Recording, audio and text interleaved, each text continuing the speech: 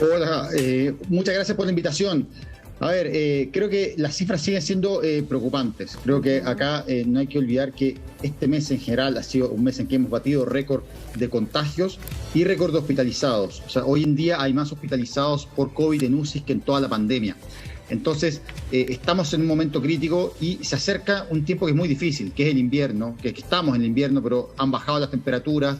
Eso significa más actividad en general al interior, más espacios cerrados, con menos ventilación y más riesgo de contagio. Entonces, en ese sentido, creo que es clave reforzar que hay dos medidas fundamentales para cortar el contagio. Una es efectivamente todo lo que tiene que ver con reducir la movilidad, reducir las interacciones entre las personas, pero también acelerar la velocidad de la vacunación. Creo que eso es clave. Nosotros nos quedamos inicialmente con este éxito inicial de que habíamos sido los primeros en vacunar, que estábamos vacunando muy rápido, pero hoy ese ritmo es bastante lento. Y de hecho, cuando hablamos de los vacunados menores de 50, que son los que están circulando y los que tienen mayor riesgo de contagio, la proporción de vacunados es de alrededor de un 35%. Entonces, es un número muy bajo que dista mucho de las cifras que necesitaríamos para efectivamente cortar la circulación del virus, reducir significativamente el número de fallecidos. Entonces, hay que redoblar ese esfuerzo. De lo contrario, Carlos, esta crisis se va a eternizar. Discúlpeme, pero ¿qué hacer? Estuvimos en la mañana fiscalizando. No queremos hacer un juicio de valor con esto, pero habían 5 o 6 personas que estaban infringiendo, no llevaban papeles de no sé cuántos autos que habían ahí. En el fondo hay cuarentena, pero hay movilidad. Uno a esta altura ya entiende que es... ¿Por qué le pongo este caso de lo que vivimos nosotros en el mismo programa de la mañana? Porque uno entiende que ya es una movilidad certificada, digamos. Es una movilidad con permiso. O sea, estamos en una lógica... Por eso no quiero meterle prejuicio a esto ni nada. No quiero meterle prejuicio. Estamos en una lógica donde hay una cuarentena obligatoria, pero hay una movilidad permitida y hay una movilidad por este famoso permiso de movilidad, además de las vacunas. Entonces, tenemos una cuarentena en el papel, pero en la práctica, sin infringir ley alguna, hay movilidad igual. Entonces, estamos en un escenario que, desde mi punto de vista, es muy, muy complejo.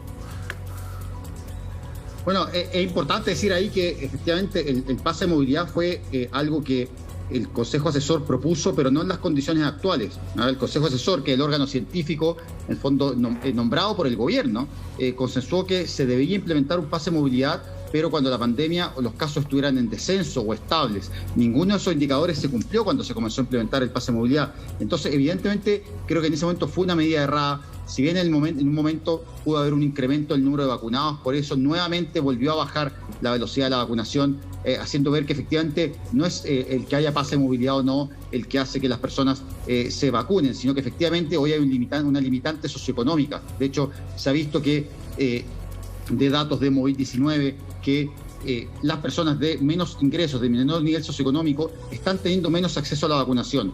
Y eso se debe no a que sean antivacunas, no a que sean negacionistas, sino que tienen distintas barreras, que son desde laborales, que por ejemplo no tienen permiso en el trabajo, no pueden faltar al trabajo, no pueden estar un día sin trabajar, barreras de movilidad, costos de transporte, etcétera. No todas las personas tienen un consultorio al lado, no todas las personas pueden estar un día sin trabajar para ir a vacunarse. Entonces hay que hacer un nuevo enfoque en la vacunación. Hoy te doy un dato también.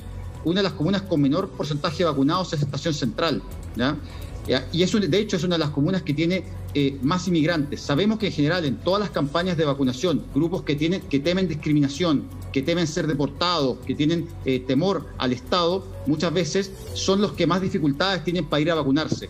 Entonces hay que hacer campañas focalizadas en esos grupos, por ejemplo, en personas que pudieran tener temor, por ejemplo, en el consultorio, porque dicen, oye, voy a ir al consultorio y quizá van a sacar mis datos y de aquí me van a deportar a no sé dónde. Y no, hay que decirles que tienen que confiar en las instituciones de salud, hacer campañas focalizadas a esos grupos para que se vacunen, y especialmente en las comunas de menores ingresos, donde claramente está habiendo una limitación socioeconómica para la vacunación. Entonces, hay que cambiar la estrategia en ese sentido. Sí, al doctor también Cuminao, es que se da una paradoja también con esto, que es una paradoja muy cruel, que son las comunas más vulnerables las que han tenido las cuarentenas más largas. Es decir, en la región metropolitana, para qué decir, en región también, las comunas más vulnerables son las que muchas de ellas están en cuarentena desde marzo. entonces también ahí ocurre que la propia población de esas comunas dice, esto no sirve para nada. Es decir, a mí, como dueño del almacén de la esquina, no, el almacén puede funcionar, pero como dueña de la tiendita que vendo zapatos en la esquina, en provincia, porque en provincia, en regiones, hay muchas tiendas pequeñas. Esa tienda que vende zapatos, que vende ropa, que vende mochila, está cerrada. Y está cerrada desde marzo. Y esas personas ven que las cifras siguen subiendo en su comuna, en su región, pero ellos no pueden abrir la tienda. Entonces también se produce una injusticia muy grande respecto a las propias cuarentenas. Yo no sé cómo lo vive usted, doctor, ahí en la región de la Araucanía en relación al tema que yo le expongo. Hola, Monse, Julio. ¿Cómo está? Doctor Said, mucho gusto. Mira, en realidad lo que tú dices, Monse, es muy cierto. Nosotros lo sentimos igual. Desde acá de regiones se vive la situación de una manera, en algunos ámbitos distinta, pero en otras cosas es bastante similar a lo que ocurre en Santiago. Recordemos que aquí tenemos, esta es la región una de las regiones más pobres de Chile, y eso marca, pero sin ninguna duda, el comportamiento, ¿no es cierto?, de lo que es los fenómenos de salud. O sea, la salud está determinada en gran medida por estos condicionantes sociales. Y cuando partimos las cuarentenas, nos fuimos dando cuenta, muchos, ¿no es cierto?, que estudiaban esto desde antes ya lo habían dicho, ¿no es cierto?, lo habían indicado, pero resulta que la gente que es más pobre tiene condiciones, acceso a la salud distinta, tiene una condición de salud previa muchas veces que no es ideal, y más encima tiene que sobrevivir de una manera no formal. Y eso es lo que ha marcado el tema acá. La cuarentena de Temuco, la última, fue muy larga y efectivamente, como tú dices, entramos con números malos. Y cuando salimos los números seguían exactamente igual, o sea, no hubo mejoría. Y entonces, por supuesto, nosotros desde siempre no hemos estado de acuerdo con este perfil de cuarentena y hemos planteado por esa razón la posibilidad de establecer en algún momento, junto con, digamos, después de la evaluación de los expertos, una cuarentena que tenga, digamos, impacto real sobre lo que está ocurriendo para poder controlar la pandemia de una buena vez y volver a la normalidad de una buena vez. Todos queremos eso. Y esa nueva estrategia es la que dio a conocer el lunes el Colegio Médico, porque en ese sentido, la estrategia en la Araucanía, para usted, ¿cuál debiera ser, doctor? Bueno, nosotros creemos que una de las cosas importantes en el manejo de la pandemia es recuperar la autonomía en las regiones.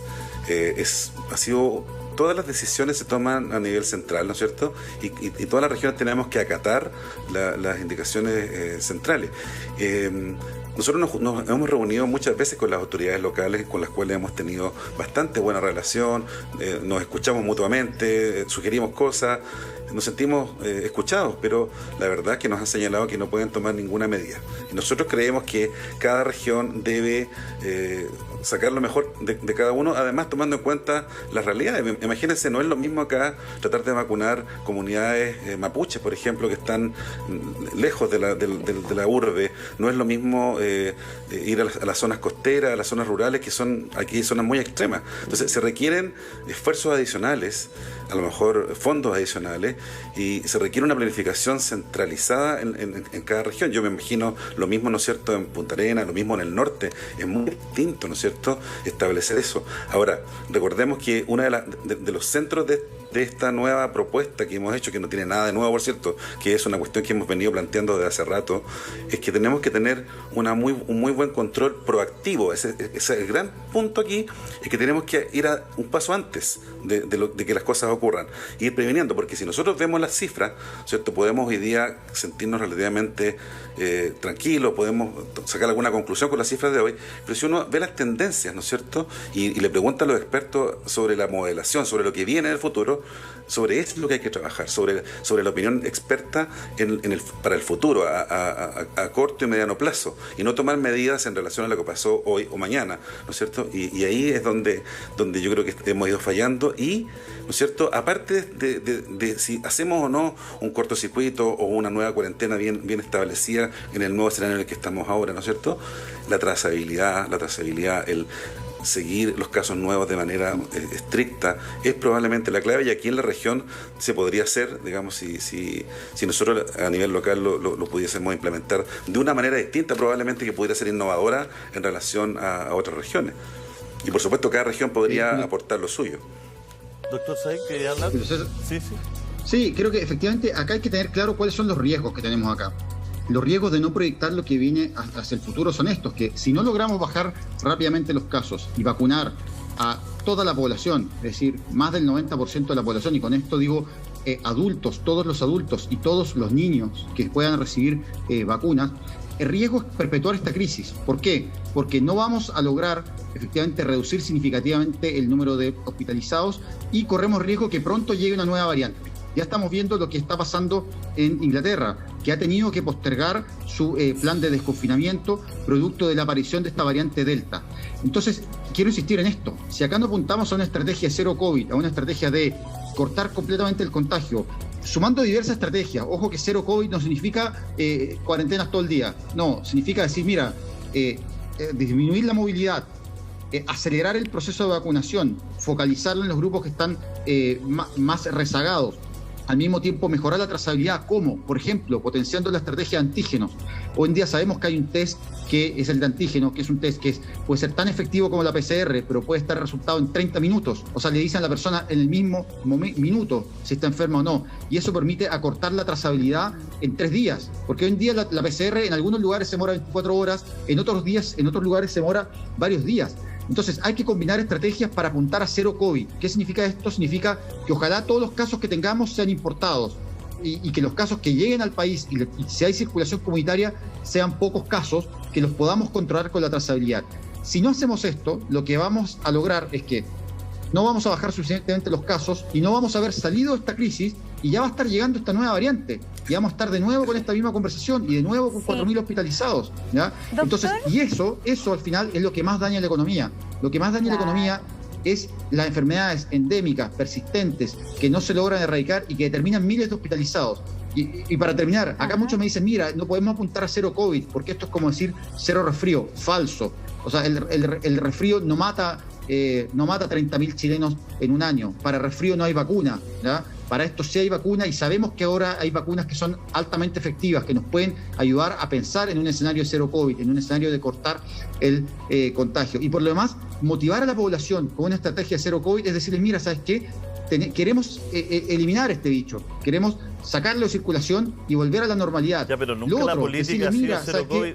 Juan Carlos, la política nunca ha sido cero COVID porque cuando se permite un pase de movilidad con una vacuna que tiene de 100 personas a 40 que pueden contagiar en la calle con permiso, nunca va a ser cero COVID. No, estoy de acuerdo, Julio, pero por eso te estoy diciendo que hay que ir hacia allá. Sí, hay que decir, mira, ¿sabes qué? Me llama mucho la atención una cosa, que es la falta de información y de campañas de difusión por parte de la autoridad. Yo hice un experimento que es, soy un caso estrecho. Resulta que me llamó, no me pasó, pero hice el experimento. Resulta que me llama una amiga y me dice, estuvimos juntas el sábado. Tengo coronavirus. Entonces dije, voy a hacer el experimento de a quién llamo y qué hago porque soy un contacto estrecho. No tuve idea qué hacer. No habían teléfonos a los cuales llamar. No había una página donde me dijera si usted es contacto estrecho, tiene que hacer esto, tiene que llamar a alguien. De alguna manera tampoco se le ha cedido poder a la población a través de la información para saber qué se hace. Es decir, no hay campañas en televisión por parte de la autoridad sanitaria. Yo lo digo, si no fuera por los matinales, habría mucha mayor desinformación incluso en la población. Si aquí no hay ninguna campaña de información por parte de la autoridad sanitaria que me diga a mí qué es lo que tengo que hacer si soy contacto estrecho de alguien que es PCR positivo. No hay. Tampoco no hay ninguna campaña que le diga a la ciudadanía, usted también es un sujeto proactivo para llegar a una estrategia de cero COVID, de menos COVID o como quiera que se llame. Entonces la única crítica que se hace es que no hay trazadores. Nunca va a haber suficientes trazadores para 19 millones de habitantes.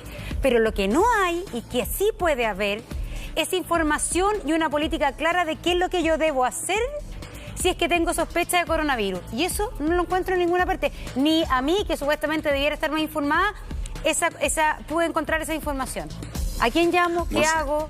¿Qué incentivo tengo? Porque ya que el pase de movilidad se lo entendió como un incentivo para vacunar, ¿qué incentivo me está dando también la autoridad para yo, si soy un contacto estrecho, o yo, si soy PCR positivo, me quede en la casa? Todo eso no existe. Doctor. Monse, sí, eso probablemente es un punto súper importante y nosotros hemos insistido mucho en el tema de la comunicación efectiva, la comunicación de riesgo. Bueno, por eso estamos aquí hoy día también, por eso aceptamos y hacemos el esfuerzo por venir cada vez que nos invitan, un poco para transmitir esta idea. Y eso es una definición. O sea, nosotros no nos podemos meter en las decisiones, podemos, ¿no es cierto?, hacer sugerencias, porque no tenemos ninguna capacidad de tomar decisiones nosotros, pero hemos planteado muchas veces, entre otras cosas, el tema de la comunicación de riesgo. Creemos que la comunicación no ha sido la correcta y eso ha provocado gran parte de los problemas que hay por estas confusiones. También hemos visto, ¿no es cierto?, en redes sociales, nosotros tenemos redes sociales del colegio donde nos escribe la gente para preguntarnos a nosotros.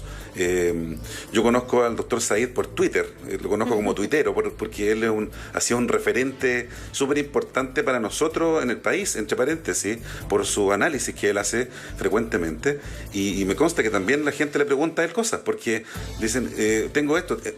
Hay un caso dramático, Monse, de un tuitero. No es que yo sea fanático de Twitter por si acaso, pero en esta época creo que Twitter tomó mucha relevancia en las comunicaciones, y hay un testimonio de un joven que se contagió de COVID y que hizo un planteamiento y fue preguntando todos los días qué hacer, y esperó que lo fueran a ver, en fin, fue contando cómo sus síntomas se fueron agravando y finalmente falleció. Falleció sin recibir la atención oportuna. Eso es súper dramático. Probablemente no podemos extenderlo, ¿no es cierto?, a toda la gente.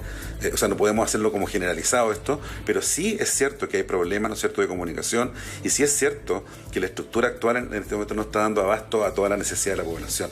Y muchas veces pacientes nuestros o amigos nuestros han caído enfermos y hemos tenido nosotros que interceder para ayudar, porque los teléfonos que están para esto no funcionan de buena forma. Pero sin duda, ¿no es cierto?, esto es una definición como país en donde nosotros creemos que debe integrarse más expertos en la toma de decisiones, expertos como el doctor Said, por ejemplo, podría ser uno de ellos, y nosotros someternos un poco más a decisiones técnicas, sobre todo técnicas más que políticas. Doctor. Y por cierto, Julio, perdón, sí. Esta dualidad que se ha ido discutiendo, porque como que el colegio médico aparece de repente planteando de nuevo una cuarentena en este momento, resulta que los gremios gastronómicos, de turismo, de empresas, dicen, no, pero ¿cómo el colegio médico está en contra de nosotros? Nosotros no estamos en contra de nadie. Nosotros estamos a favor de que esto se acabe pronto, de manera proactiva. Esa es nuestra motivación, y que ojalá, ¿no es cierto?, los gremios y la economía se recupere lo antes posible, porque sin economía no hay salud. Muchas gracias a ambos. Muchas gracias. Marco, un abrazo. Gusto verlo nuevamente. Un abrazo. Saludos, Julio. Un gusto. Que esté muy bien. Estudiaron juntos. Sí, estudiamos juntos y fuimos compañeros de medicina ahí en la UFRO. Un abrazo, Marquito. Gracias. Gracias, Juan Carlos.